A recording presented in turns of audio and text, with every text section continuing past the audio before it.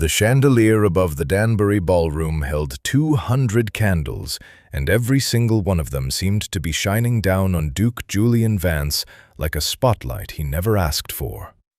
He sat in his wheeled armchair near the far column, tucked between a potted fern and a marble bust of someone else's grandfather, wearing a black tailcoat that his valet had pressed 3 times that morning.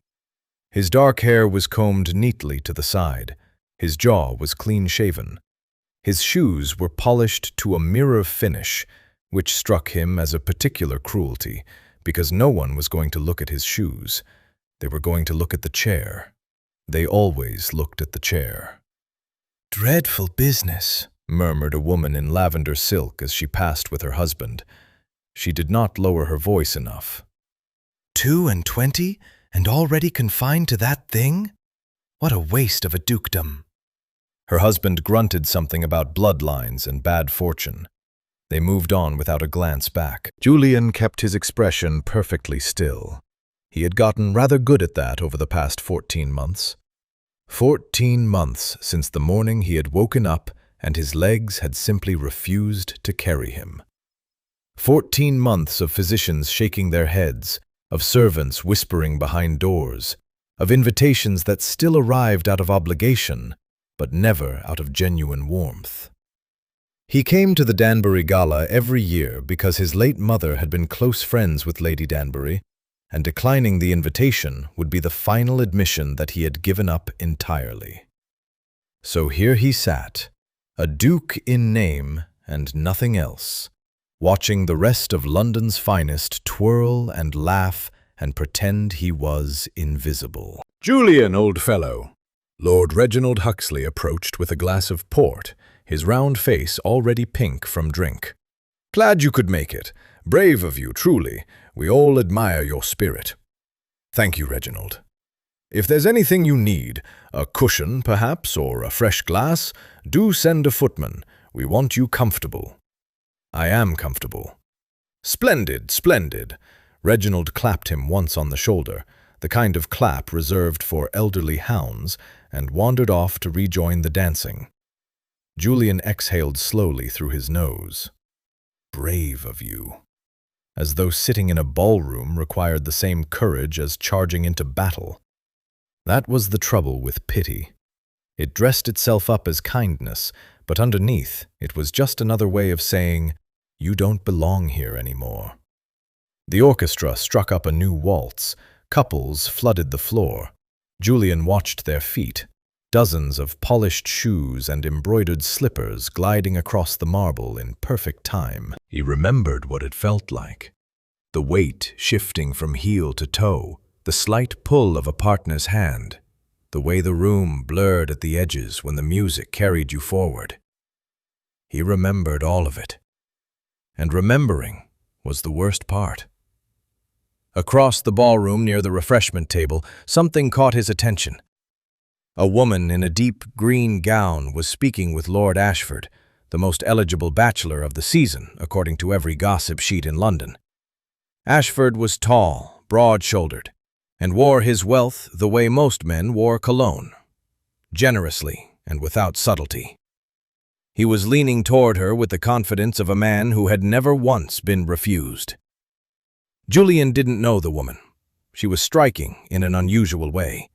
Not the porcelain doll prettiness that Society magazine celebrated, but something sharper. High cheekbones, dark eyes, auburn hair pinned up with simple pearl combs. She carried herself like someone who had long ago stopped caring whether the room approved of her. Ashford extended his hand, an invitation to dance. The gesture was smooth, practiced, and loud enough in its intention that half the room turned to watch. The woman looked at his hand. Then she looked at his face. And then, with a politeness so measured it could have cut glass, she said, "You are very kind, Lord Ashford, but I must decline." The ballroom rippled. Conversations stuttered. Fans paused mid-flutter. Lord Ashford's smile froze on his face like a painting left out in the cold. He withdrew his hand, muttered something about the heat, and retreated toward his circle of friends with the stiff dignity of a man who had just been struck across the face with a silk glove. Julian watched this unfold with a mixture of surprise and grim amusement. Whoever this woman was, she had just committed social suicide in front of 300 people. Refusing Lord Ashford was the kind of thing that got whispered about in drawing rooms for months. And then she turned. She turned and looked directly at him. Across the entire length of the ballroom, past the swirling dancers and the murmuring onlookers and the 200 candles burning overhead, her eyes found his. And she began to walk. Julian's chest tightened. He glanced behind him, half expecting to find some handsome colonel standing by the pillar. There was no one.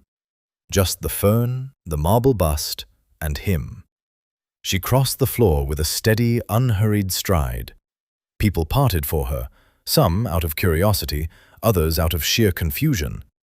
By the time she reached him, the nearest cluster of guests had gone completely silent. "Your Grace," she said, and her voice carried a warmth that Julian hadn't heard directed at him in over a year. "I am Sibylla Sterling. I believe we have not been formally introduced, though my late father, Dr. Alistair Sterling, once attended your family." "I remember the name," Julian said carefully. "He was a good man. I was sorry to hear of his passing." "Thank you." She paused, then tilted her head slightly. "The orchestra is playing a Strauss waltz. It's one of my favorites." Julian stared at her. "Miss Sterling, I'm not sure if you've noticed, but I am sitting down." "I have noticed," she said, and the faintest trace of a smile crossed her lips. "I am asking if you would honor me with the first set from your seat. I find that the best conversations happen when both parties are still." The silence around them was absolute. Julian could feel the weight of every stair in the room pressing against his back. He could hear the sharp intake of breath from a dowager duchess 3 feet to his left. He could see, in his peripheral vision, Lord Ashford's incredulous face across the floor. This woman, this Sibylla Sterling, had just refused the most desired man in London and walked across a crowded ballroom to sit beside a duke in a wheeled chair. And she had done it as though it were the most natural thing in the world. Julian felt something crack open inside his chest. It was small and it ached, but it was warm. "I would be honored, Miss Sterling," he said quietly. She pulled a chair close beside him and sat down, smoothing her skirts with the ease of someone settling in for a long evening. The orchestra played, the candles burned, and the whispers that filled the Danbury ballroom that night were, for the first time in 14 months, not about Julian Vance's misfortune. They were about the woman who chose him anyway. They talked through 3 waltzes, a quadrille, and something Julian was fairly certain the orchestra invented on the spot because Lady Danbury had signaled for an extra set. Sibylla spoke the way she walked, with purpose and without apology. She told him about her father's medical practice in Marylebone, about the years she had spent assisting him with his patient records before his death the previous winter, and about the particular joy of being 26, unmarried, and thoroughly uninterested in anyone's opinion on the matter. "Society calls me a spinster," she said, adjusting a pearl comb that had slipped slightly. "I call myself selective." "There's a difference?" "A spinster is a woman who failed to catch a husband. A selective woman is one who refused to settle for the men who were available. The distinction matters, Your Grace." Julian found himself smiling, a real smile, the kind that used muscles in his face he had nearly forgotten existed. "I imagine Lord Ashford would disagree with your definition." "Lord Ashford will recover. His pride has better physicians than most." A burst of laughter escaped Julian before he could stop it. Several heads turned. He hadn't laughed in public since before the chair, and the sound clearly unsettled a few of the older guests, as though a piece of furniture had suddenly started speaking. By 11:30, the ballroom had grown stifling. The heat from the candles, the crush of bodies, and the perfume that seemed to thicken with every passing hour had turned the air syrupy. Julian could feel the familiar prickling at the back of his neck, the sensation that always preceded the moment when the staring became too much. Sibylla noticed before he said a word. "Would you care for some air?" she asked, standing and gesturing toward the terrace doors with the casualness of someone suggesting a second cup of tea. "The gardens looked rather lovely when I arrived." "The terrace has 3 steps down," Julian said. "My chair doesn't manage steps." "Then we shall find the servants' ramp around the side. Every great house has one. They simply hide it because ramps are considered unglamorous." She was already moving. Julian hesitated for a moment, then gripped the wheels of his chair and followed. A footman near the corridor entrance offered to push, but Sibylla waved him away with a polite shake of her head and took the handles herself. She steered with a practiced ease that surprised him. "You've done this before," he observed. "My father treated several patients who relied on wheeled chairs in his later years. I spent more time in his practice than I did in any drawing room. You learn these things." The servants' ramp was exactly where she predicted, a narrow wooden slope beside the kitchen entrance, tucked behind a hedge so that the guests arriving at the front would never have to witness anything as inconvenient as accessibility. Sibylla guided the chair down the slope and out onto the stone terrace without a single jolt. The garden stretched before them in silver and shadow. The moon sat high and full above the elm trees, casting long, pale streaks across the gravel paths and the ornamental fountain at the center. The air was cooler here, carrying the scent of night jasmine and freshly turned earth. Somewhere in the hedgerow, a nightingale was singing with the particular confidence of a bird that knew no one was going to interrupt it. Julian drew a long breath. His shoulders loosened for the first time all evening. "Better?" Sibylla asked, settling onto the stone bench beside his chair. "Considerably." They sat in comfortable silence for a while. The muffled sound of the orchestra drifted through the closed doors behind them, distant enough to be pleasant, close enough to remind them that the world was still spinning indoors without them. "Miss Sterling," Julian said eventually, "I must ask you something, and I would appreciate an honest answer." "I have very little patience for dishonest ones, so you're in luck." "Why did you approach me tonight? And please don't tell me it was charity, because I've had 14 months of charity, and I know exactly what it looks like." Sibylla folded her hands in her lap and looked out at the fountain. The moonlight caught the edge of her jaw and the line of her neck. She was quiet for long enough that Julian began to wonder if he had overstepped. "My father kept meticulous records," she said at last. "Every patient, every diagnosis, every prescription. All of it documented in ledgers that he stored in his study. After he died, I spent weeks sorting through his papers, settling his affairs, paying his debts, closing his practice, the usual miserable work that follows a funeral." Julian waited. 3 months ago, I found a separate ledger, one he had hidden inside the lining of his medical bag. It was different from his official records, more detailed, more cautious, the kind of notes a physician writes when he suspects something but cannot yet prove it. She paused. "Your name was in that ledger, Your Grace." The nightingale had stopped singing, or perhaps Julian had simply stopped hearing it. "My name," he repeated. "My father treated you briefly 2 years ago. A standard consultation, nothing remarkable. But after your sudden illness, he began making private enquiries. He wrote to your household physician. He examined your prescription records. He noted certain irregularities in the compounds you were being given, irregularities that troubled him deeply." Julian's hands tightened on the arms of his chair. "What sort of irregularities?" Sibylla turned to face him. Her expression held no pity, no theatrical concern, only the steady, unflinching clarity of someone delivering information she believed he deserved to have. "The kind that suggests your paralysis was not a natural affliction," she said. "My father believed someone poisoned you, slowly, deliberately, over the course of several months, and he was trying to gather proof when he died." The words landed in Julian's chest like stones dropped into still water.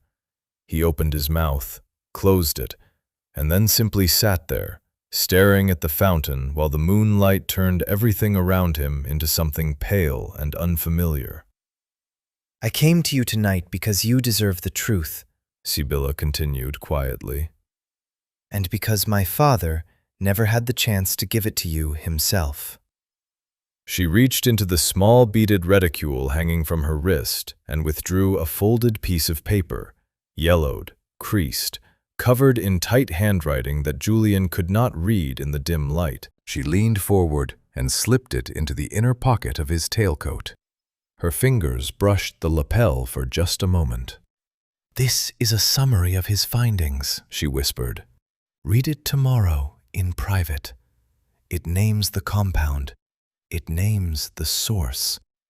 And it names the person in your household who purchased it. Julian's throat had gone dry. Who? Sibylla stood and smoothed her skirts.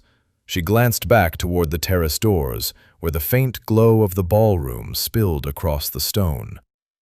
Your cousin, she said. Lady Genevieve Vance. She held his gaze for 3 full seconds, long enough for the weight of it to settle, and then turned toward the doors. Good night, Your Grace. I shall call on you tomorrow, if you will receive me. She disappeared inside, and Julian sat alone in the moonlit garden, with a dead man's secret folded against his heart, and the sudden, terrible understanding that his suffering had never been fate at all. It had been a plan. Julian did not sleep that night. His valet, Mr. Hargrove, had helped him into bed at 1:30, drawn the curtains, and left a glass of water on the side table as he always did. Julian had thanked him, waited for the door to close, and then pulled the folded paper from beneath his pillow, where he had tucked it the moment he arrived home. He read it by candlelight. Then he read it again, and then a third time, because his hands were shaking so badly that the words kept blurring together. Dr. Alistair Sterling's handwriting was small, precise, and merciless.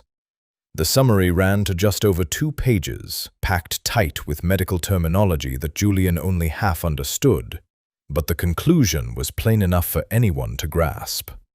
The tonic that Julian had been taking every morning for the 8 months preceding his collapse, a blend of herbs and minerals prescribed by his household physician, Dr. Fenwick, had contained trace amounts of a compound called antimony tartrate. In small doses, it caused fatigue, muscle weakness, and digestive troubles. In sustained doses over several months, it attacked the nervous system and could produce partial or complete paralysis of the lower limbs. Dr. Sterling had underlined one sentence twice. The compound would not appear in a standard examination. Its effects mimic natural degeneration of the spinal nerves. Without specific testing, no physician would think to look for it.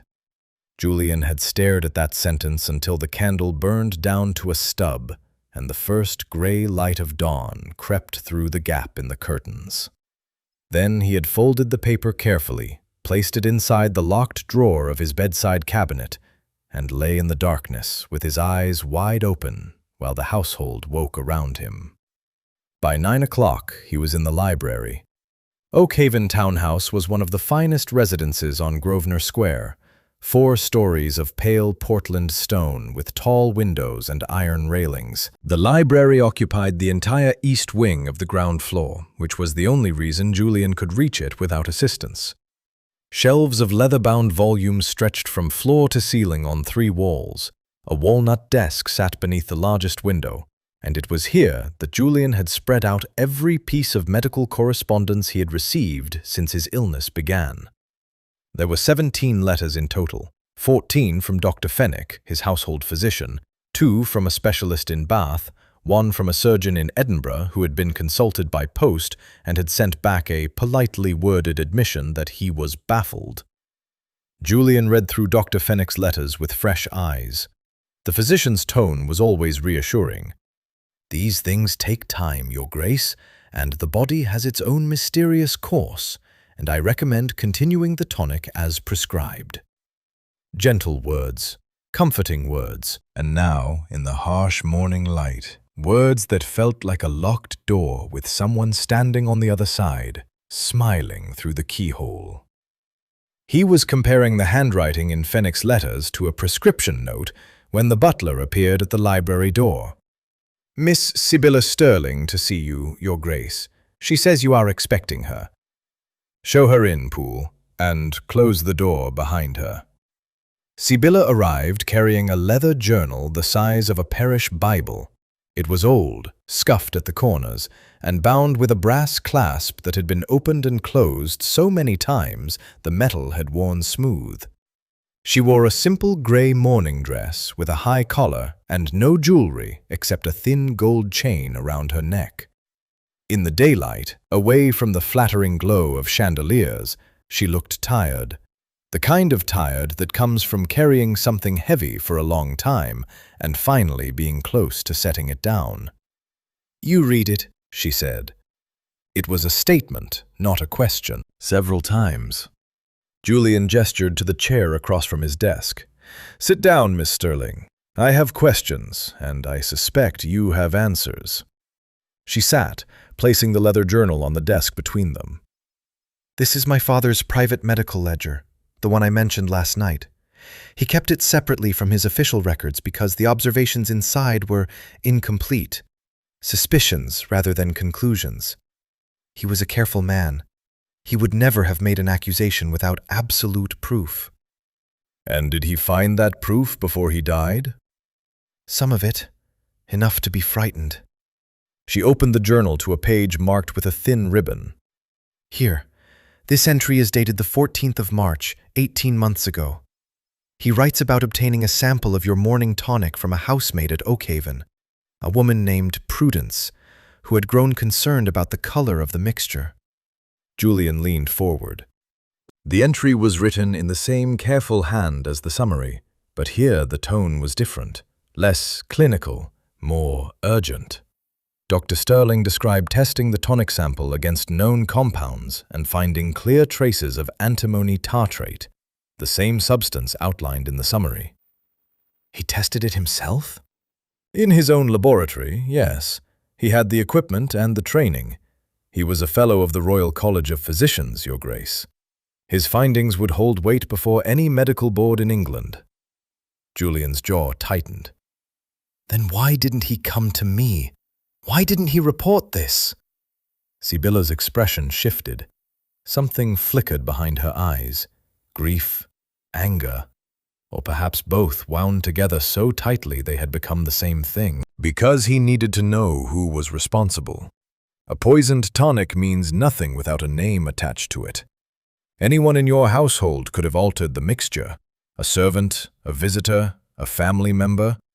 My father wanted to trace the compound to its source before he spoke."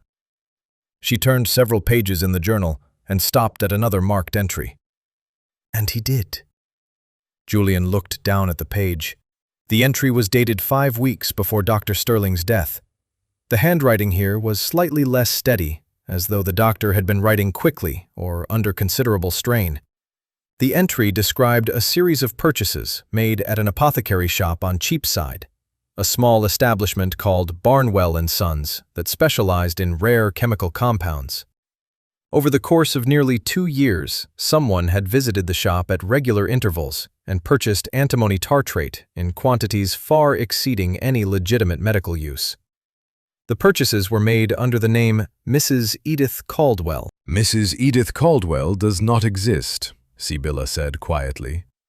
"My father checked the parish records, the census rolls, and every directory he could find. The name is an invention." "Then how do you know who it was?" Sibylla reached across the desk and turned one more page. There, in Dr. Sterling's handwriting, was a single paragraph that Julian read twice before the meaning fully settled into his bones. The shopkeeper at Barnwell & Sons described the purchaser as a woman of quality, approximately 30 years of age, with fair hair and a distinctive garnet brooch worn at the throat. "I have since confirmed, through discreet inquiry, that this description matches Lady Genevieve Vance, cousin to the Duke, who has resided at Oakhaven since the previous autumn, and who stands as next claimant to the estate should the Duke be declared permanently incapacitated. Julian closed the journal. His hands were steady now. The shaking had stopped somewhere between the second and third paragraph, replaced by something colder and far more focused. "My own cousin," he said. "I am sorry," Sibylla replied. "Truly." Julian looked up and met her eyes. "What do you suggest we do?" Sibylla placed both hands flat on the desk. "We go to Cheapside. We find that shopkeeper, and we get him to confirm every word my father wrote, in person, on the record, where it cannot be denied or dismissed." The carriage left Grosvenor Square at 10:30, taking the long route through the quieter streets south of Oxford Road to avoid the morning crush of carts and horse traffic near Covent Garden. Julian had instructed his driver, a steady old coachman named Briggs, to use the enclosed brougham rather than the open landau. The fewer people who saw a duke in a wheeled chair rattling through Cheapside, the better. Sibylla sat across from him on the forward-facing seat, the leather journal resting on her lap beneath a folded shawl. She wore a plain brown pelisse buttoned to the throat and a bonnet that shaded most of her face, practical choices for a woman who did not want to be remembered by anyone they passed on the street. "You've thought this through," Julian observed. "My father was a cautious man. I learned from his example." She adjusted the shawl over the journal. "The shop is called Barnwell and Sons. It sits between a chandler and a print shop on the south side of Cheapside, near Bow Lane. My father visited it twice during his investigation. The owner is a Mr. Thomas Barnwell, elderly, particular, and possessed of an extraordinary memory for his customers." "How do you know he'll speak to us?" "Because apothecaries live and die by their reputation.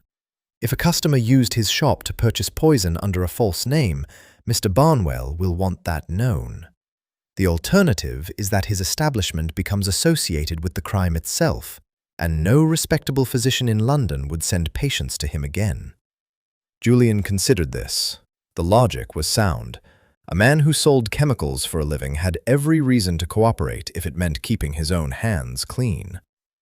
The brougham turned onto Cheapside shortly before noon. The street was alive with the particular chaos of London's commercial heart. Hawkers calling out prices for cloth and candles, apprentice boys darting between carriages, the sharp smell of coal smoke mixing with roasted chestnuts from a street vendor's cart. Julian watched through the carriage window as the grand shop fronts of the drapers and goldsmiths gave way to the smaller, narrower establishments further east, where the paint on the signs was older and the doorways sat closer together. Briggs pulled the horses to a stop outside a shop front with a faded green awning and a window display of glass bottles arranged in neat rows. The sign above the door read, "Barnwell and Sons, Apothecaries and Chemical Suppliers, established 1782, in gold lettering that had lost most of its shine." Getting Julian's chair down from the carriage was an exercise in controlled awkwardness. Briggs lowered the folding step, and Sibylla guided the chair down a wooden plank that Julian carried strapped to the underside of the brougham for exactly this sort of occasion. A boy selling newspapers on the corner stopped to watch, mouth hanging open, until Sibylla fixed him with a look sharp enough to close it again. The shop interior was dim and cool, lit by 2 oil lamps and whatever grey daylight managed to squeeze through the bottle-crowded window.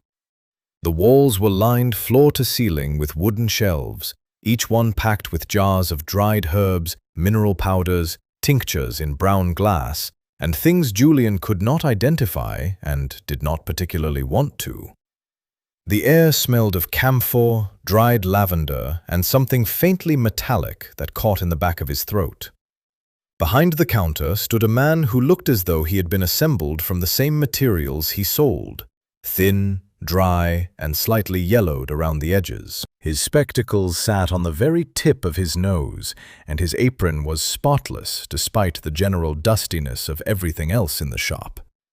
He looked up as the bell above the door rang, and his eyebrows rose precisely 1/4 of an inch at the sight of a wheeled chair being pushed through his doorway. "Good afternoon," Sibylla said. "Are you Mr. Thomas Barnwell?" I am. And you are? "Miss Sibylla Sterling. My father was Dr. Alistair Sterling. I believe he visited your shop on 2 previous occasions regarding a particular customer and a particular compound." The quarter-inch of raised eyebrow became a full half-inch. Mr. Barnwell removed his spectacles, polished them on the corner of his apron, and replaced them with the deliberate slowness of a man buying himself time to think. "I remember Dr. Sterling," he said carefully. "A thorough gentleman. I was sorry to learn of his passing." "Thank you. This is His Grace, the Duke of Oakhaven.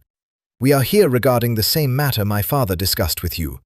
The regular purchases of antimony tartrate made under the name Mrs. Edith Caldwell." Mr. Barnwell's gaze shifted to Julian. Something passed across the old apothecary's face. Recognition, perhaps, or the particular discomfort of a man who has been holding a secret and can feel it about to come loose. "Your Grace," he said, inclining his head. "I wondered if someone would come about this eventually." "Then you remember the purchases?" Julian said. "I remember every purchase made in this shop for the past 30 years, Your Grace. It is my business to remember." He reached beneath the counter and produced a thick ledger bound in dark cloth, his own record book, Julian realized. "The woman calling herself Mrs. Caldwell first visited my shop in September of the year before last. She purchased 2 ounces of antimony tartrate, which she claimed was needed for a pest control preparation at a country estate." "And you believed her?" Sibylla asked. "I had no reason to disbelieve her at the time. Antimony compounds are used in various domestic preparations. The quantity was unusual for pest control, but the explanation was plausible enough." He opened the ledger and ran a bony finger down a column of entries. "She returned 5 weeks later for the same compound, same quantity, and then again, at roughly the same interval, for the following 18 months, 14 purchases in total." Julian felt something cold settle at the base of his spine. 14 purchases. 14 careful, measured doses of poison carried from this dim little shop on Cheapside back to his home, mixed into the tonic he drank every morning with his breakfast, while his cousin sat across the table and asked him how he was feeling.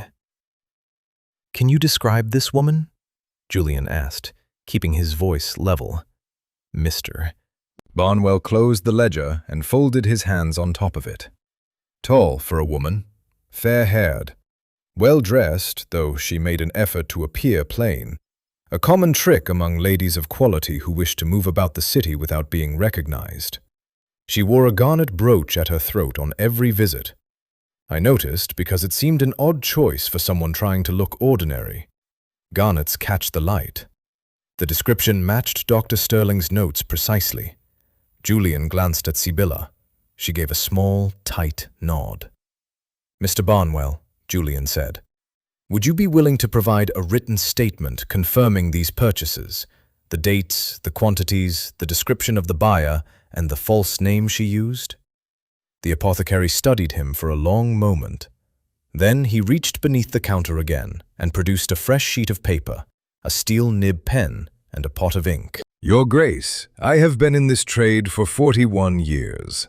I have never knowingly sold a compound for harmful purposes, and I will not have my shop's name dragged through the mud because some woman of breeding decided to use my products for wickedness." He dipped the pen and began to write. "You shall have your statement, and I will sign it before a magistrate if called upon to do so." Sibylla exhaled quietly beside him.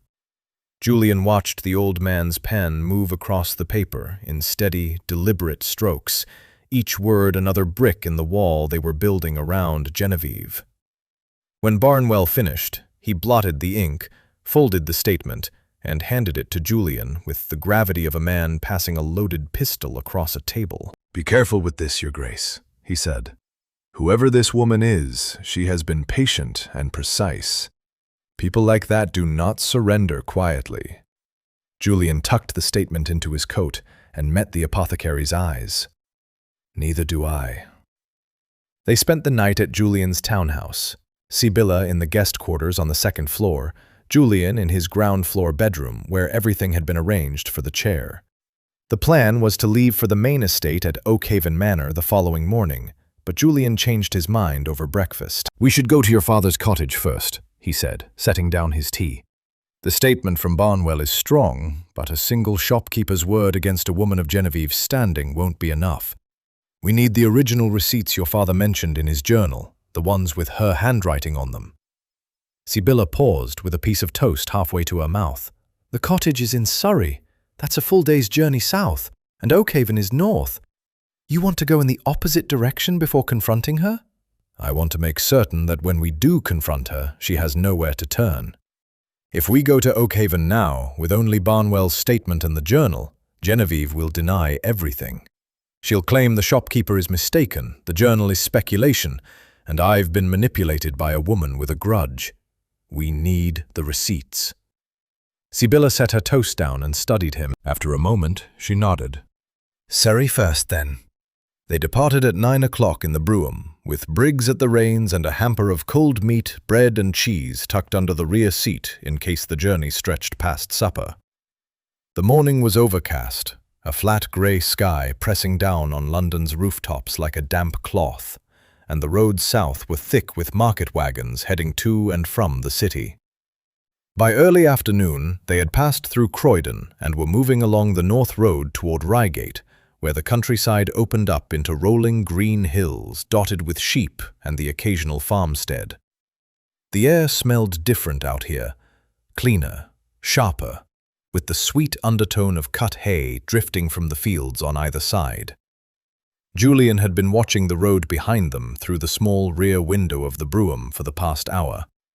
He told himself it was a habit, nothing more. A man who had spent 14 months confined to a chair developed a heightened awareness of his surroundings simply because he could not rely on his legs to carry him away from danger. It was instinct, the same way a bird with a broken wing watches the sky more carefully than one that can fly.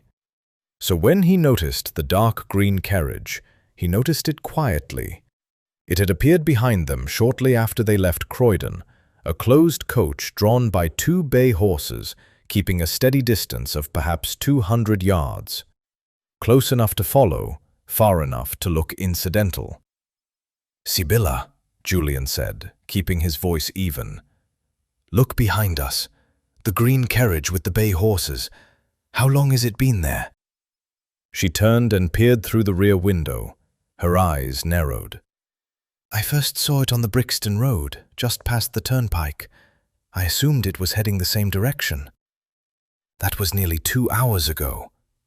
They looked at each other. The same thought passed between them, without either of them needing to speak it aloud. "Briggs," Julian called through the partition. "Pick up the pace, if you please. Something brisker than a trot." The old coachman didn't ask questions. He flicked the reins and the brougham lurched forward into a canter. The wheels rattled over the packed earth and the hedgerows on either side began to blur. Julian watched the rear window. For 30 seconds, the green carriage maintained its distance. Then it surged forward, closing the gap with the sudden acceleration of a horse that had been held deliberately in check. "They're following us," Sibylla said. There was no panic in her voice, only the flat certainty of someone confirming what she already suspected. "Genevieve?" Julian asked. "Who else knew we were leaving London?" Julian thought quickly. He had told no one about the trip except Briggs and Hargrove, both of whom had served his family for decades. But the townhouse had a full staff, maids, footmen, a cook, a kitchen boy. Any one of them could have mentioned the Duke's departure to someone outside the household. And if Genevieve had eyes in his home, which, given everything else she had managed, seemed entirely plausible, she would have known they were heading south within an hour of their leaving. "Briggs, faster," Julian called. The brougham picked up speed. The road ahead curved through a shallow valley between 2 wooded hills, and Briggs took the bend with the practiced confidence of a man who had been driving coaches since before Julian was born.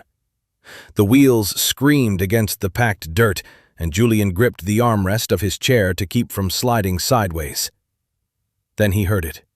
A sharp metallic crack from somewhere beneath the carriage, followed by a grinding shudder that ran through the entire frame like a tremor through old stone. The brougham lurched violently to the left. Sibylla grabbed the leather strap above the window. Julian threw his arm across his chair to brace himself. "The wheel pin!" Briggs shouted from the driver's box. "The front left! It's shearing off!" The carriage tilted. The left front wheel wobbled outward at a sickening angle, scraping against the axle housing with a sound like a blade dragged across a grinding stone.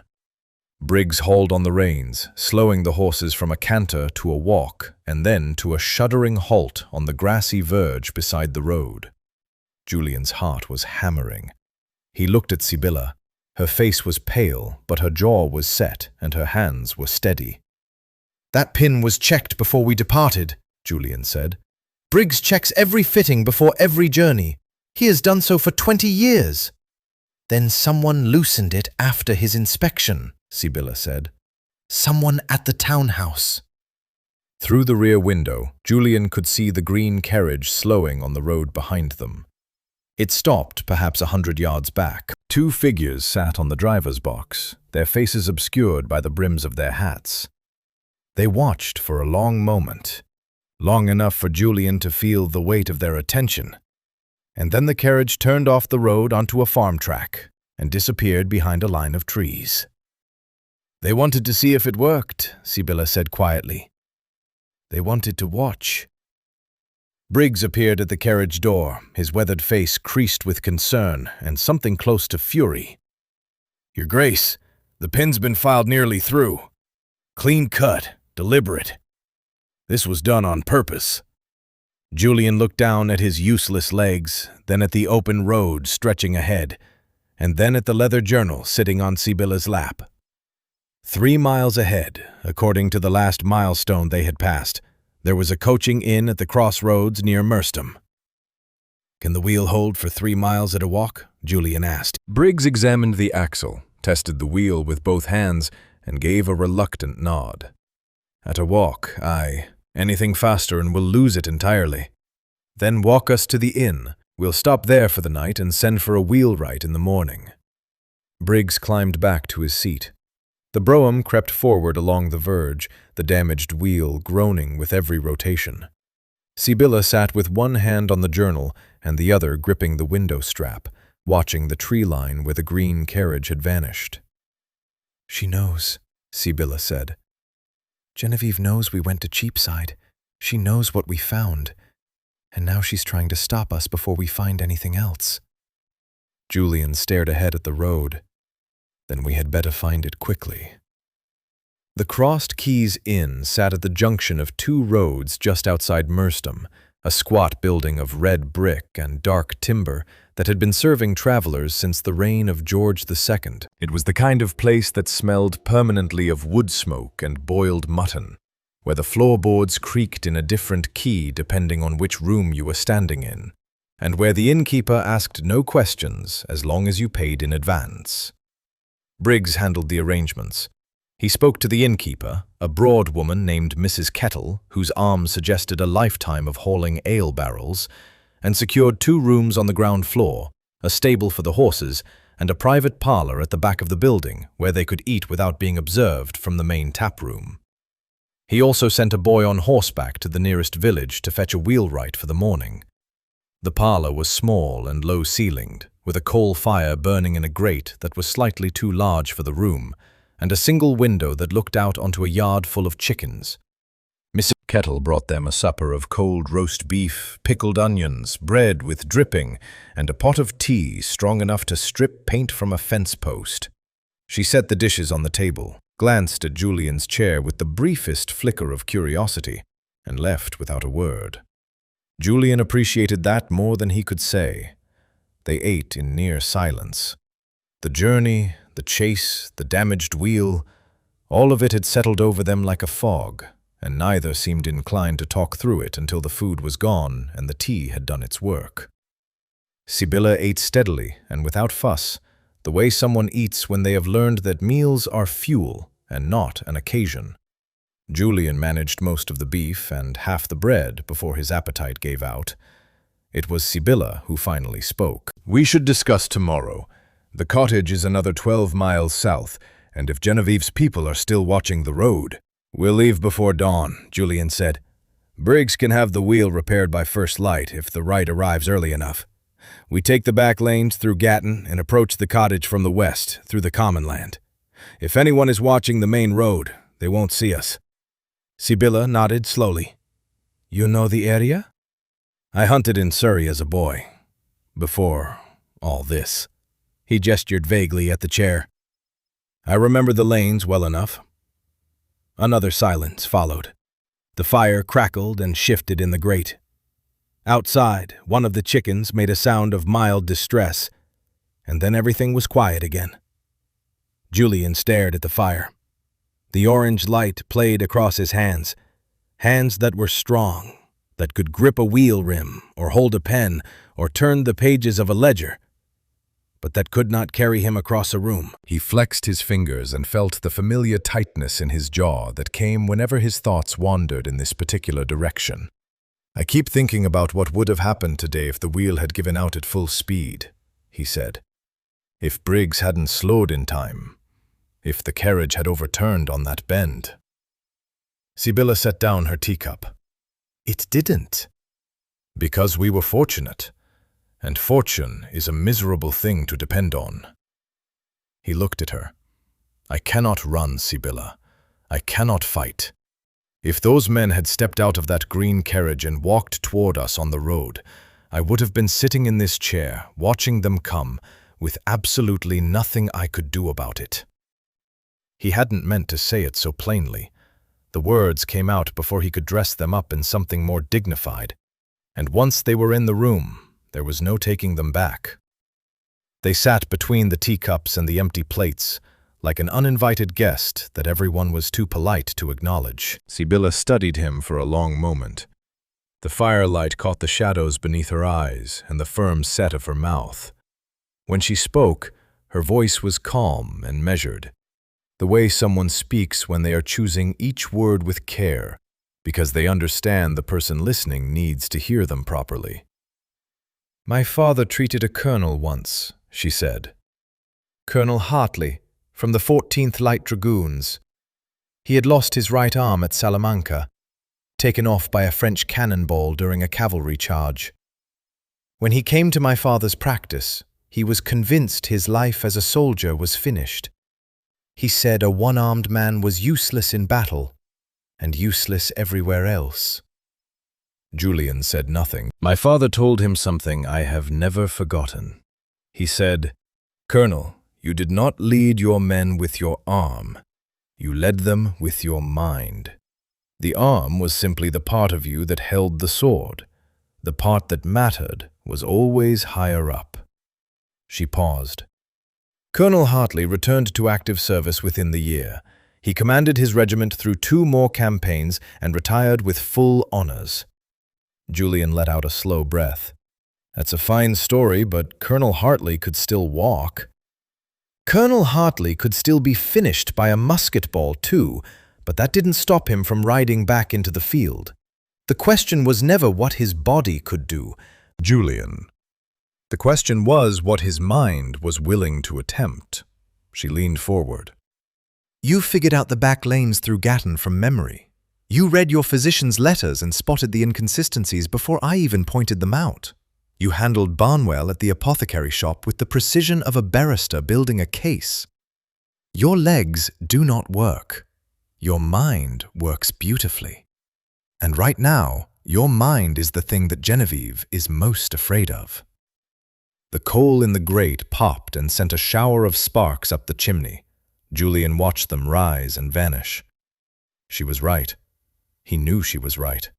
In the way you know something is true, even when every instinct is fighting against it. For 14 months, he had measured himself by the things he could no longer do: stand, walk, dance, ride. And every measurement had come up short. He had forgotten to count the things that still functioned. The things that Genevieve, for all her careful planning, had failed to take from him. "The receipts at your father's cottage," Julian said after a while. "Tell me exactly where they are hidden." Sibylla pulled her chair closer to the table and spread a rough sketch on the surface. A floor plan, drawn from memory on the back of a luggage label. The cottage has 6 rooms. My father's study is here, at the rear, overlooking the garden. There is a loose floorboard beneath his writing desk, on the left side, 3rd plank from the wall. He kept a tin box under it, the kind used for storing documents. Inside that box are the original receipts from Barnwell's shop, each one bearing the date of purchase, the quantity, and the signature of the buyer. The signature of Mrs. Edith Caldwell. Yes, and my father noted in his journal that the handwriting on those receipts matches correspondence he obtained from Lady Genevieve's personal letters. He was building a comparison before he died. Julian folded his arms and looked at the sketch. 12 miles of back lanes through the Surrey countryside, a loose floorboard, and a tin box. That was what stood between them and the evidence they needed. "We leave at first light," he said. "And this time, I want Briggs to check every pin, bolt, and fitting on that carriage twice." Sibylla folded the sketch and tucked it into the journal. "I'll check them a 3rd time myself." Outside the window, the yard had gone dark. The chickens had settled. The road beyond the inn was empty and silent under a sky full of stars. Somewhere to the north, in a grand house that Julian had once called home, his cousin was waiting. Let her wait, he thought. She would not be waiting much longer. They lost a full day to the wheelwright. The man arrived from the village mid-morning on day 5, a stout fellow named Jessup, who moved with the unhurried confidence of someone who understood that wheels could not be rushed. He examined the damaged pin, sucked his teeth in the universal language of tradesmen delivering bad news, and announced that the entire front axle assembly needed refitting. The filed pin had caused the wheel to grind unevenly against the housing, wearing a groove into the iron that would split open within 5 miles if left untreated. Julian spent the day in the parlor at the Crossed Keys, reading through Dr. Sterling's journal for the 4th time, while Sibylla paced the yard and Briggs supervised the repair with the grim attentiveness of a man who took sabotage to his carriage as a personal insult. By evening, the wheel was sound, the axle was reseated, and every pin and bolt on the brougham had been inspected, tested, and inspected again, first by Briggs, then by Sibylla, and finally by Jessup himself, who seemed mildly offended that anyone would question his workmanship, but checked everything a 3rd time regardless. They retired early and rose before the sun. The brougham left the Crossed Keys at 4:15 on the morning of day 6, slipping out of the inn-yard while the sky was still the color of cold ash, and the only sound was the crunch of wheels on gravel and the soft breathing of horses who would rather have been sleeping. Briggs took the back route through Gatton, exactly as Julian had described, narrow lanes that wound between high hedgerows and across patches of common land where the grass was still silver with dew. They saw no one. No green carriage, no riders, no figures watching from the tree line. The countryside was empty and still, as though the whole of Surrey had agreed to look the other way. The Sterling cottage appeared at the end of a rutted track just as the first edge of sunlight broke over the eastern hills. It was a modest building, red brick with a slate roof, 2 stories, a front garden overgrown with foxgloves and wild roses that had clearly not been tended since the previous summer. The gate hung slightly crooked on its hinges, and a climbing ivy had made ambitious progress up the left side of the house, reaching almost to the bedroom windows. Sibylla stared at it through the carriage window for a long time before she spoke. "I haven't been here since the funeral," she said. "I kept meaning to come back and sort through his things properly, but there was always something else to attend to. Or that's what I told myself. The truth is, I wasn't ready." Julian understood that particular kind of avoidance. He had a whole wardrobe full of riding boots at Oakhaven that he hadn't been able to bring himself to throw out.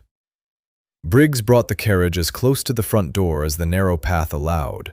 Sibylla climbed down and went ahead to unlock the house, while Julian maneuvered his chair down the wooden plank and onto the flagstone path. The stones were uneven and slippery with moss, and by the time he reached the front door, his arms were aching from the effort of keeping the wheels straight. The cottage interior was cold and stale, with that particular mustiness that gathers in rooms where no fire has been lit for months. Dust sheets covered the furniture in the front parlor, like pale ghosts frozen mid-conversation. The hallway was narrow but level, which meant Julian could navigate it without assistance, though he had to angle the chair sideways to pass through the doorway into the study at the rear. Dr. Sterling's study was a small, square room with a single window overlooking a garden that had surrendered entirely to dandelions. Bookshelves lined two walls, packed with medical texts, bound journals, and stacks of correspondence tied with string.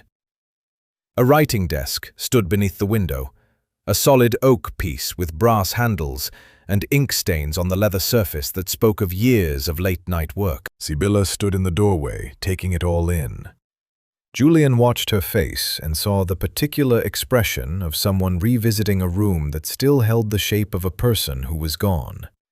The chair pushed back from the desk at the angle her father had left it, the reading spectacles folded on the windowsill, a teacup on the shelf, never washed, never put away. "The floorboard is under the desk," she said, her voice steady despite everything her face was doing. "On the left side, third plank from the wall."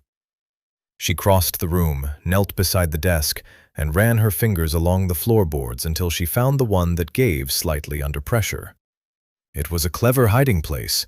The plank looked identical to every other board in the room, and unless you knew to press the left edge, you would never notice the faint rocking motion that betrayed the gap beneath. Sibylla worked the board loose with her fingernails and lifted it away. Underneath, nestled in the shallow space between the floor and the ceiling joists below, sat a tin document box. It was the kind sold in every stationery shop in London, plain black, about the size of a family Bible, with a simple latch on the front. She lifted it out and set it on the desk. The latch was stiff from months of disuse, but it opened on the third try. Inside, arranged in careful order, lay a stack of paper slips, each one roughly the size of a playing card, printed with the heading Barnwell & Sons, Apothecaries, and filled in by hand. Julian counted them. 14 receipts, exactly matching the number Barnwell had described. Each one bore a date, a quantity of antimony tartrate, and a signature at the bottom. Mrs. E. Caldwell, written in a neat, slanted hand. "Look at this," Sibylla said, lifting a separate sheet from the bottom of the box. It was a piece of personal correspondence on cream-colored stationery, embossed with a small crest at the top. The letter was addressed to a dressmaker on Bond Street and signed Genevieve Vance in the same neat, slanted hand. Julian held the receipt and the letter side by side. The handwriting was identical. The same sharp downstroke on the capital letters, the same slight flourish on the tail of the final letter, the same spacing between words. "He kept both," Julian said. "Your father obtained one of Genevieve's personal letters and preserved it alongside the receipts for direct comparison." "He was building his case the way a solicitor would. Evidence first, accusation second." Sibylla's voice cracked slightly on the last word. She covered it by straightening the receipts and placing them back in the box with the letter on top. Julian looked at the tin box sitting on the dead man's desk. Dr. Sterling had done all of this. The investigation, the visits to Cheapside, the careful gathering of proof, and he had died before any of it could matter. "Your father was a remarkable man," Julian said. Sibylla closed the lid of the box and pressed her palm flat against the top, as though sealing something inside that was more than just paper. "I would have liked you," she said quietly. "He always respected people who refused to be defeated by their circumstances." She picked up the box and tucked it under her arm. "We have everything we need," Shall we go and finish what he started? Julian turned his chair toward the door. Yes, let's go to Oakhaven. Oakhaven Manor announced itself long before you reached the front door. The drive alone was a quarter-mile of crushed limestone, flanked by ancient oaks that formed a canopy overhead, filtering the morning light into pale gold coins scattered across the ground. The house itself sat at the end, like a full stop at the close of a very long sentence. 3 stories of honey-colored bath stone, a columned portico, tall sash windows reflecting the Surrey sky, and a south wing that Julian's grandfather had added in a burst of architectural ambition that the family's finances had never quite recovered from. Julian had grown up here. He had run across these lawns, climbed those oaks, scraped his knees on the gravel courtyard 100 times before his 10th birthday. Now he arrived in a closed carriage with a tin box full of evidence against his own blood, and the house looked back at him with the blank indifference of a thing that would outlast everyone who lived inside it. Briggs pulled the brougham to a halt at the front steps. 2 footmen emerged from the main entrance, young men in the Oakhaven livery of dark blue and silver, and hesitated when they saw Sibylla step down from the carriage. Their eyes moved from her to Julian's chair as Briggs lowered it on the plank, and then to each other, exchanging a glance that Julian could read perfectly well. They had been told something, prepared for his arrival, warned about hers. "Good morning, Thomas," Julian said to the taller footman as he wheeled himself across the gravel. "Is Lady Genevieve at home?" "She is, Your Grace, in the morning room. Shall I announce you?"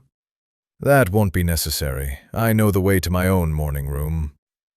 The front entrance of Oakhaven had 4 stone steps leading up to the portico, but Julian's late mother had installed a side entrance with a gentle ramp after a visiting elderly countess had taken a tumble on the main staircase during a Christmas gathering. Julian used this entrance now, wheeling himself through the servants' corridor and into the main hall, with Sibylla walking beside him, carrying the tin document box pressed against her chest. The great hall at Oakhaven was the heart of the house. A wide, oak-paneled space with a vaulted ceiling, a stone fireplace large enough to roast a sheep, and family portraits stretching back 6 generations lining the walls. Julian's father looked down from above the mantelpiece, captured in oils at the age of 40, with the same dark hair and sharp jaw that Julian had inherited.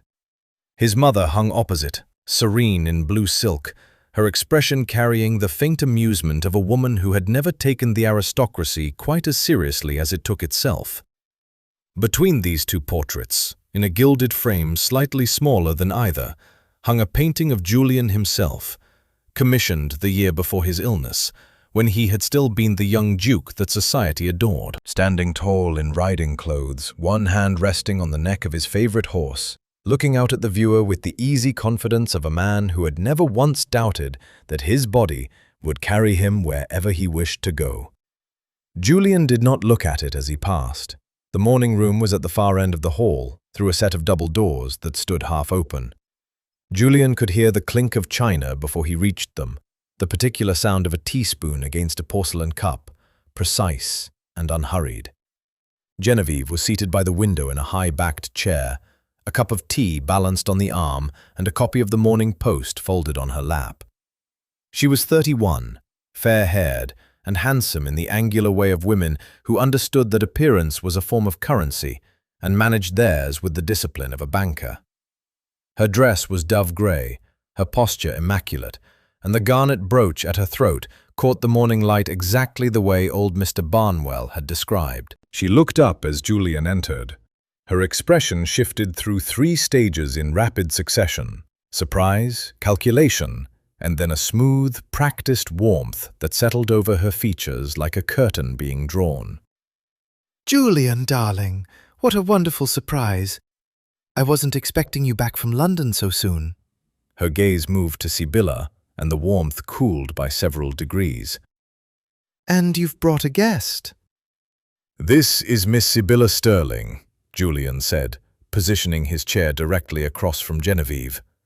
"Daughter of the late Dr. Alastair Sterling." "How lovely." Genevieve's smile remained fixed. "I don't believe we've met." We haven't, Sibylla said. though my father knew a great deal about you. Something flickered in Genevieve's eyes, a tightening around the edges, barely perceptible, like a crack appearing in a pane of glass that still held its shape. She set down her teacup with careful precision. I'm afraid I don't follow. Julian, what is this about? Julian held out his hand.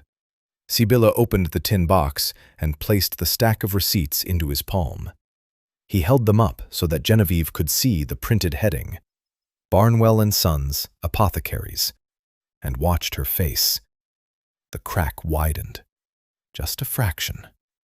These are 14 purchase receipts for antimony tartrate, Julian said, keeping his voice level and clear. A compound that, when administered in small doses over an extended period, causes progressive nerve damage and eventual paralysis. Each receipt is dated at regular intervals over the course of 18 months. Each one is signed by a Mrs. Edith Caldwell, who does not exist. Genevieve's hand moved to the garnet brooch at her throat. An unconscious gesture, Julian thought. The kind of movement a person makes when they feel something closing in. I have no idea what you're talking about, she said. The shopkeeper who sold the compound has provided a written statement identifying the buyer as a fair-haired woman of quality wearing a garnet brooch. He is prepared to testify before a magistrate. Julian placed the receipts on the side table and picked up the separate sheet, Genevieve's letter to the Bond Street dressmaker. And the handwriting on the receipts matches your personal correspondence. Dr. Sterling confirmed the comparison before his death. Genevieve stood. The movement was abrupt, the first ungraceful thing Julian had ever seen her do. Her teacup rattled against the saucer, and a small splash of tea darkened the arm of her chair. This is absurd, she said. Her voice had lost its measured quality. The edges were fraying. Those receipts are forgeries. That woman's father was a disgraced country doctor with a grudge, and she has obviously fabricated these papers to extort money from this family. I will not stand here and be accused by a spinster with a box of lies.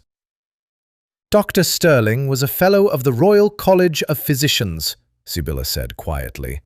His reputation was beyond question. His reputation is irrelevant.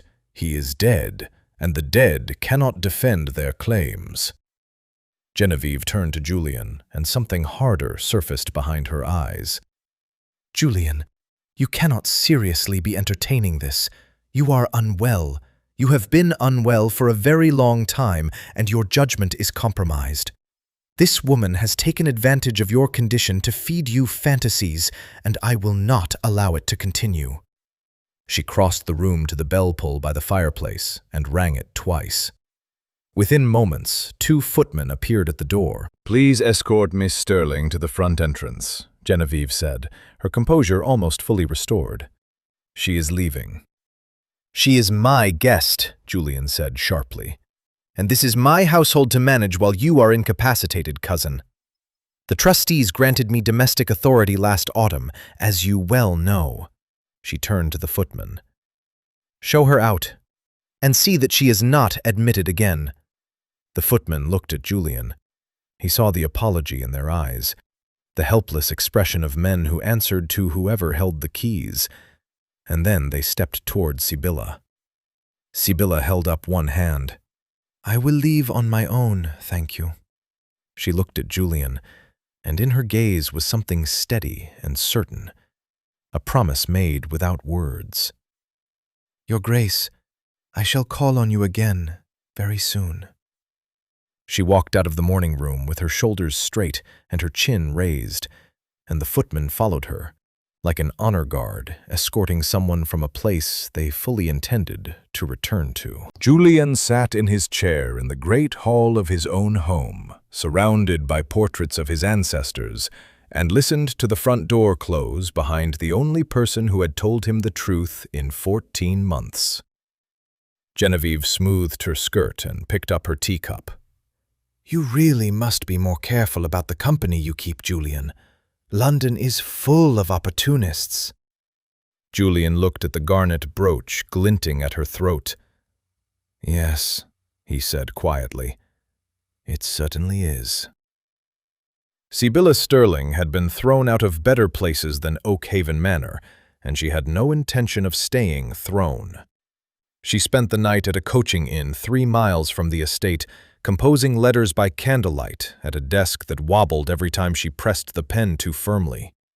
By morning, she had written 7 letters on borrowed stationery, sealed each one with a wafer, and dispatched them via the inn's boy before breakfast. The recipients were selected with the same care her father would have applied to a surgical procedure, each one chosen for a specific purpose, each one placed where they would do the most precise amount of good. 3 letters went to members of the Oakhaven Estate's Board of Trustees, Sir Edmund Foyle, Mr. Walter Cope, and Mrs. Adelaide Pennington, a widow of considerable influence, whose late husband had been one of the original trustees appointed by Julian's father. These letters said nothing about poison, nothing about Genevieve, and nothing about the evidence in the tin box. They simply informed each trustee, in polite and measured language, that a matter of considerable importance concerning the future of the Oakhaven estate had arisen, and that their presence would be most valued at an upcoming gathering where the matter would be discussed. 2 letters went to magistrates. One was addressed to Mr. Justice Harrogate, a circuit judge whom Sibylla's father had treated for gout over a period of 3 years and who had retained a genuine fondness for the Sterling family. The other went to a magistrate in Reigate, whose jurisdiction covered the area surrounding Oakhaven.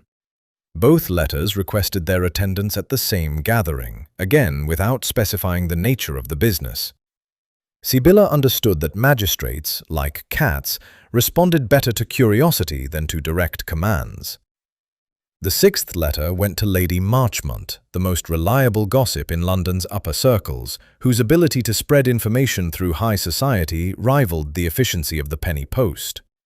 Sibylla had met her twice at charity luncheons and understood precisely how to use her. The letter mentioned, almost as an afterthought, buried in the 3rd paragraph beneath pleasantries about the weather, that an extraordinary announcement regarding one of England's oldest dukedoms would be made at Somerset House during the art exhibition scheduled for the following week, and that Lady Marchmont might find it worth attending.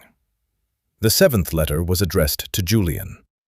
This one she wrote with greater care than all the others combined. She told him what she was planning, where it would happen, and what she needed him to do. She told him to keep the tin box hidden, to say nothing further to Genevieve, and to accept every indignity his cousin imposed over the coming days without protest. She told him that she understood what she was asking, that sitting still while someone treated you as a fool was its own particular kind of suffering, but that their single advantage lay in Genevieve's belief that she had already won. She signed it, sealed it, and entrusted it to Briggs, who had remained at the inn with the brougham and who could be relied upon to deliver it directly into Julian's hands, without passing through any other member of the household. Then she took the morning coach to London and went to work. Somerset House sat on the Strand, overlooking the Thames, its grand neoclassical facade stretching along the riverbank like a monument to the idea that culture and power were best displayed in very large buildings. The Royal Academy held its annual summer exhibition here, and for 2 weeks every year the galleries became the unofficial drawing room of London's elite, a place where art was technically the subject, but where the real business was conducted in the spaces between the paintings, over glasses of sherry and carefully angled compliments. Sibylla arrived 2 days before the exhibition's private viewing. She called on the exhibition's organizing secretary, a flustered young man named Phelps who seemed perpetually surprised that anyone wanted to speak with him, and arranged to reserve a small reception alcove on the upper gallery floor for what she described as a private luncheon honoring the memory of her late father's contributions to medical science. Phelps, who had no reason to refuse and several reasons to accommodate the daughter of a respected physician, agreed without hesitation and provided her with a guest list form and 12 printed invitation cards. The cards went out that afternoon, 3 to the trustees, 2 to the magistrates, and the remainder to a carefully selected group of society figures whose presence would ensure that whatever happened in that alcove would be witnessed, remembered, and repeated in every drawing room from Mayfair to Margate within 48 hours. Sibylla chose these witnesses with precision. She invited the Dowager Countess of Pemberton, who had known Julian's mother and retained a fierce loyalty to the Vance family name. She invited Sir Charles Upton, a retired barrister with a reputation for fairness that even his enemies respected. She invited Mrs. Helena Grove, who edited the society column of the Morning Chronicle, and who could be counted on to publish whatever she observed with ruthless accuracy. And she invited Lady Marchmont, who had already received the advance letter and who had, as predicted, spent the intervening days telling absolutely everyone she encountered that something extraordinary was about to happen at Somerset House. By the morning of the exhibition's private viewing, half of fashionable London had heard rumours about an announcement connected to the Oakhaven dukedom. The specifics varied wildly depending on who was doing the telling. Some said the Duke was dying, others claimed he was secretly married. A few insisted he had discovered buried treasure on the estate grounds. But the result was exactly what Sibylla needed. Curiosity was a more powerful draw than any formal summons, and curiosity ensured an audience. She arrived at Somerset House at noon on the day of the viewing, wearing a dark blue silk dress that her mother had left her and the pearl combs she had worn at the Danbury ball. The upper gallery was already filling with guests, trustees rubbing shoulders with society matrons, magistrates examining landscape paintings with the careful neutrality of men who suspected they were about to be asked to do something official, and Lady Marchmont holding court near a particularly large seascape, dispensing speculation like a street vendor distributing handbills. Sibylla moved through the room with purpose. She greeted each trustee personally, thanking them for coming.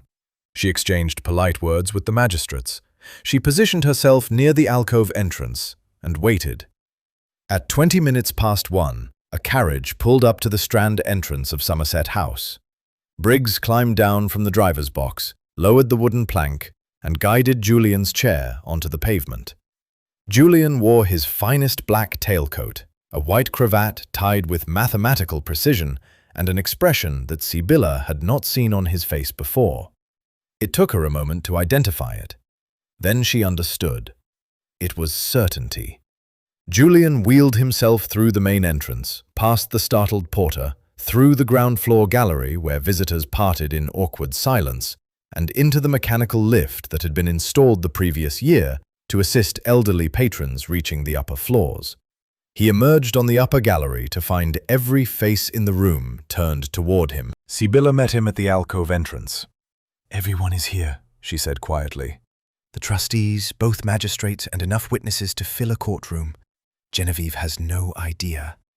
Julian reached into the leather satchel hanging from the side of his chair and rested his hand on the tin box inside. "Then let's make sure she finds out on our terms. In front of people she cannot threaten, dismiss, or send away." Sibylla nodded. "The trustees' hearing is set for 2 days from now. I've arranged for Sir Edmund Foyle to chair it. All we need to do today is ensure every trustee has seen the evidence with their own eyes and agreed to attend." Julian looked out across the gallery, at the paintings, the guests, and the particular restless energy of a room that knew something was about to happen. 2 days, he said. She's had 14 months. She can have 2 more days. The formal assembly hall at Oakhaven Manor had been built by Julian's great-grandfather for the express purpose of intimidating people. It occupied the ground floor of the north wing, a long, high-ceilinged room paneled in dark walnut, with tall windows along one side that let in the kind of light that made everyone look slightly more serious than they actually were. A raised platform at the far end held a broad oak table where the estate trustees sat during official proceedings, and rows of straight-backed chairs filled the rest of the space, like pews in a particularly stern church. Julian had attended exactly 2 hearings in this room before today. The first was the reading of his father's will when he was 19. The second was the meeting at which the trustees had granted Genevieve temporary domestic authority over the household, citing Julian's physical incapacity and the absence of any other family member willing to manage the estate's daily affairs. He had sat through that second hearing in his chair, watching his cousin accept control of his home with gracious humility, and had said nothing because, at the time, he believed she was the only person left who cared whether he lived or died. The memory of that silence burned in his chest as Briggs wheeled him into the hall at 11:30 on the morning of the hearing. The room was already occupied. Sir Edmund Foyle sat at the center of the trustees' table, a lean, white-haired man of 63 whose posture suggested he had been born sitting upright and had never seen a reason to change. To his left sat Mr. Walter Cope, a solicitor by training and a worrier by temperament, whose fingers were already drumming on the table in the way they always did when he sensed trouble. To his right sat Mrs. Adelaide Pennington, a woman of 70 whose black silk dress and pearl earrings gave her the appearance of a very elegant crow. She had known Julian since he was a boy and had never once treated him with pity, which was why he trusted her more than almost anyone else in the room. Mr. Justice Harrogate occupied a chair to one side of the platform, present in an advisory capacity rather than an official judicial one. The Reigate magistrate, a younger man named Thornbury, sat beside him with a leather case on his lap and the watchful expression of someone who had cleared his entire day. Behind the trustees, arranged along the back wall and in the gallery above, sat the witnesses. The Dowager Countess of Pemberton, Sir Charles Upton, Mrs. Helena Grove with a small notebook balanced on her knee, and Lady Marchmont, who had arrived 40 minutes early and secured the best seat in the house. Several other society figures filled the remaining chairs, people who had heard the rumors at Somerset House and who had made the journey to Surrey on the understanding that whatever was about to happen would be worth the inconvenience.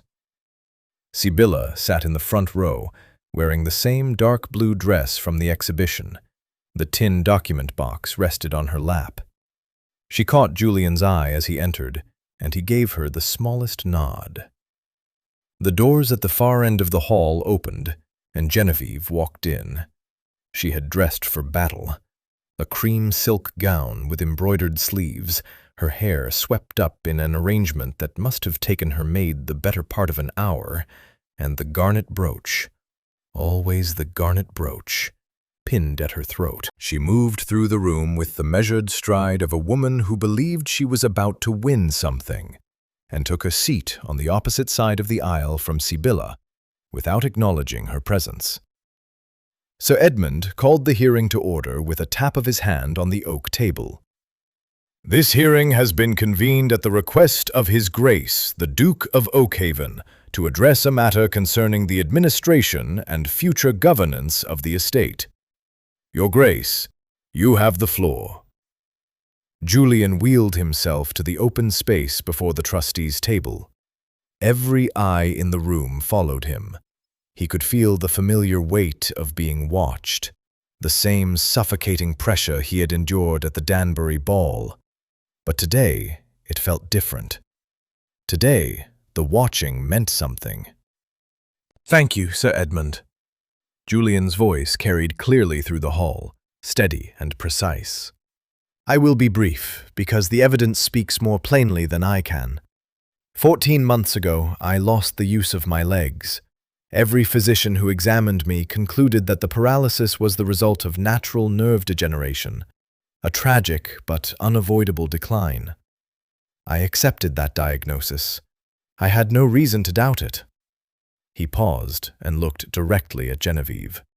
She held his gaze with an expression of patient concern, the kind of face a woman wears when she wants a room full of people to see how worried she is about her poor, suffering cousin. 3 weeks ago, I was presented with evidence that my condition was caused by deliberate poisoning.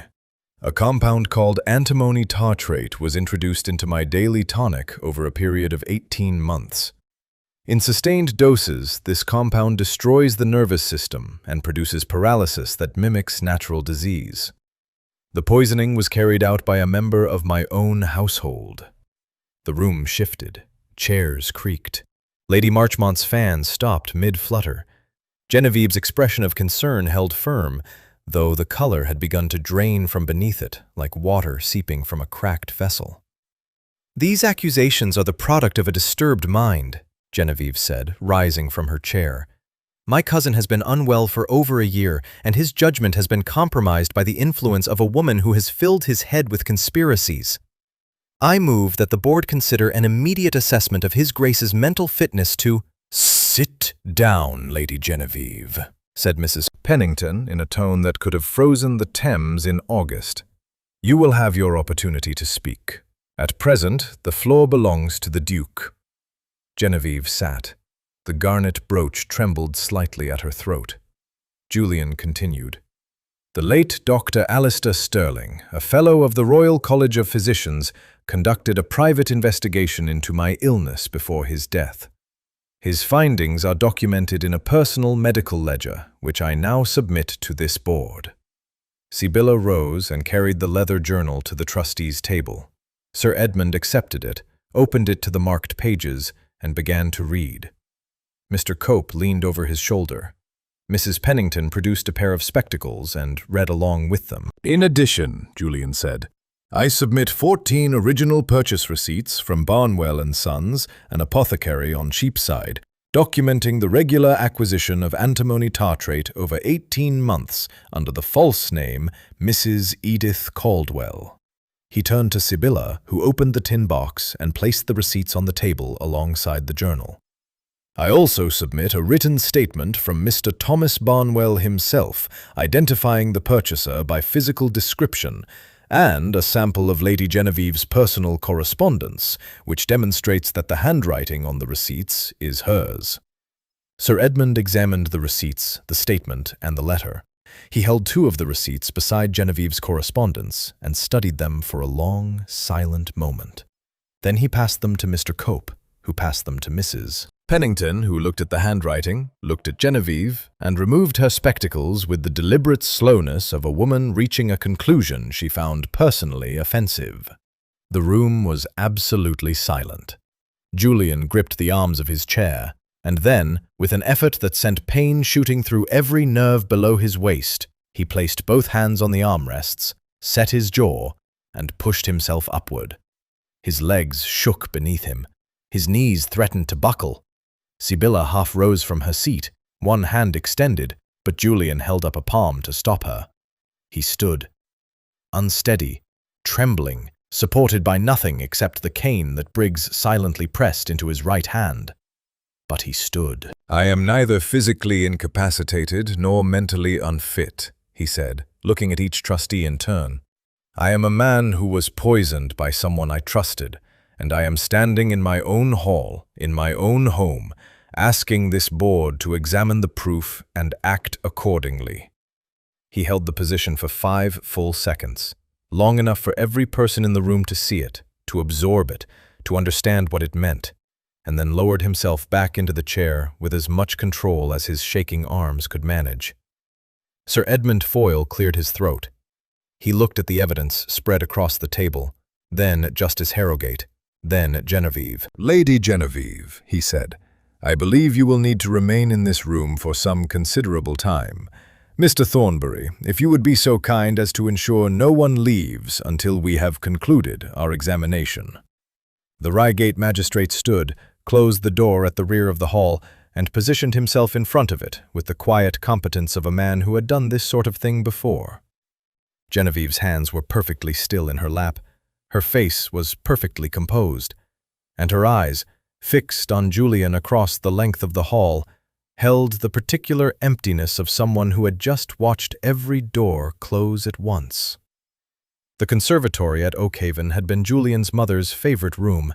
She had designed it herself, a long glass-walled extension off the south side of the manor, filled with potted palms, trailing jasmine, and a collection of orchids that the head gardener, Mr. Fitch, tended with the devotion. Iron-framed windows stretched from floor to ceiling on 3 sides, letting in so much light that the room felt less like a part of the house and more like a piece of the garden that had wandered indoors and decided to stay.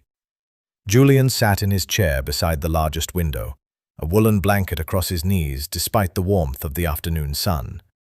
Dr. Phelps, his new physician, a careful young man recommended by the Royal College, had told him that the nerve damage from the antimony tartrate was extensive but not permanent.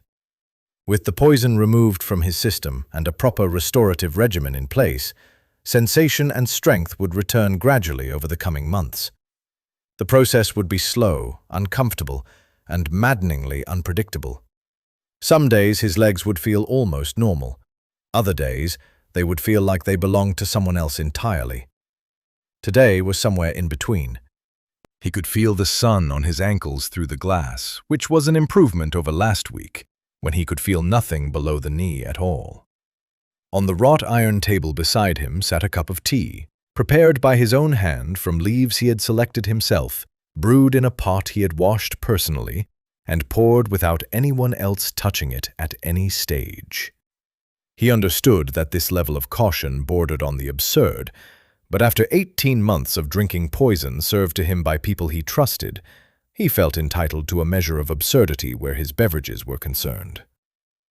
The hearing had concluded 2 days ago.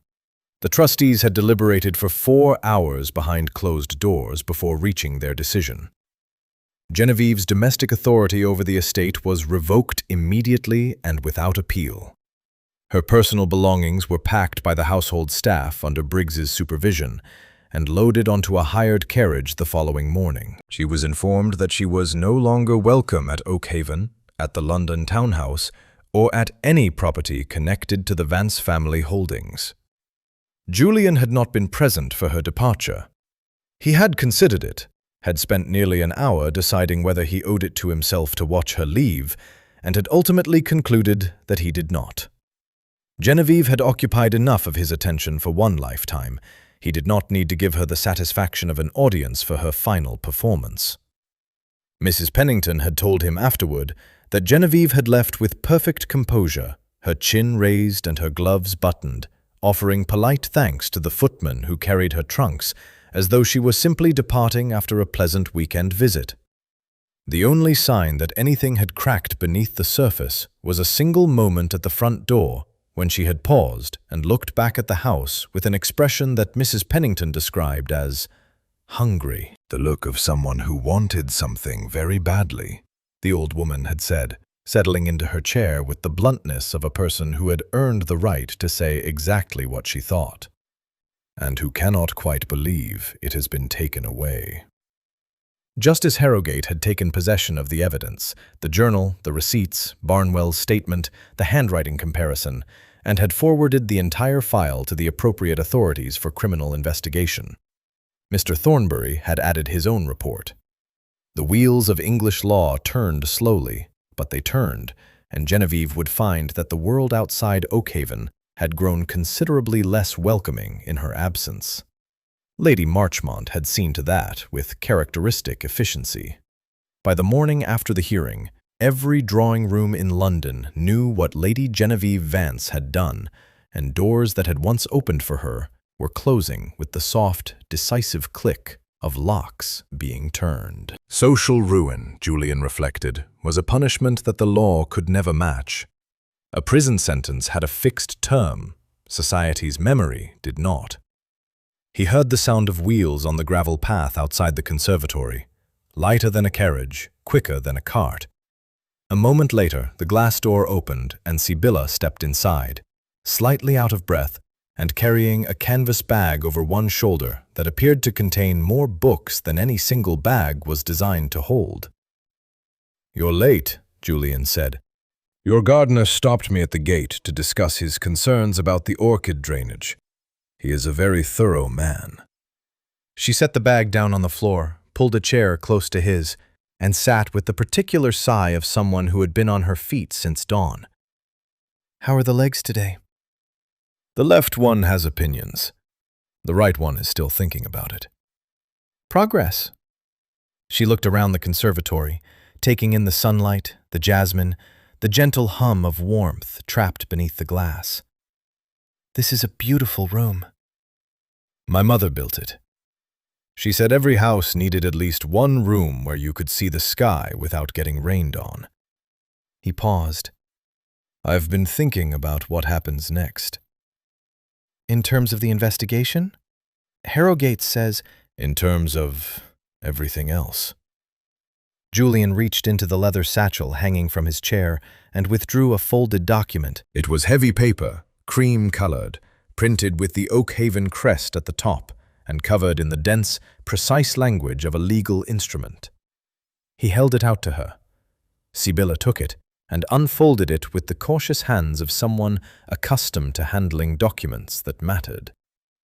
She read the first paragraph, stopped, read it again, and then looked up at him with an expression he had never seen on her face before. "This is a deed of co-management," she said. For the estate, yes. Jointly held, equal authority over all household, financial, and administrative decisions. My solicitor drew it up yesterday. He watched her face. You saved my life, Sibylla. You gave me the truth when everyone around me was content to let me rot in that chair. And you did it without asking for a single thing in return. I am offering you this because you have earned it, and because I have learned, rather painfully, that trying to manage things alone is a fool's errand. Sibylla stared at the document. Her fingers pressed into the edges of the paper, leaving small dents in the heavy stock. She opened her mouth, closed it, and then did something Julian had never seen her do in the entire time he had known her. She laughed. It was a real laugh, full and warm and slightly unsteady, the kind that catches you off guard because it comes from somewhere deeper than amusement. She pressed one hand over her eyes and laughed until the sound faded into a long, shaking breath. My father would have had something wonderfully dry to say about this, she managed. A spinster being handed joint control of a dukedom. He would have cleaned his spectacles and asked if the paperwork was in order. Is that a yes? She lowered her hand. Her eyes were bright, and the smile on her face was the most unguarded thing Julian had ever seen from a woman who kept her guard up the way most people kept their coats on. "It is a yes," she said, "on one condition." Name it. "When your legs recover enough to stand properly, and they will, because Dr. Phelps is excellent and you are far too stubborn to remain in that chair forever, you owe me a dance. A real one, on a real floor, in a real ballroom, with a real orchestra." Julian looked at her, at the pearl combs in her auburn hair, at the ink stain on her left thumb from whatever she had been writing that morning, at the steady, dark eyes of a woman who had walked across a crowded room and chosen him when no one else would, and felt the warmth in his chest that had first cracked open at the Danbury ball, spread until it filled every corner of him. Miss Sterling, he said, you have yourself a deal. The afternoon sun poured through the glass walls of the conservatory and turned everything it touched to gold. The jasmine climbed its trellis. The orchids stood in their pots, well-drained and thriving. And in two chairs pulled close together beside the tallest window, a duke and a spinster sat in comfortable silence, watching the gardens of Oakhaven stretch out before them, a view that, for the first time in a very long while, looked like it belonged to both of them.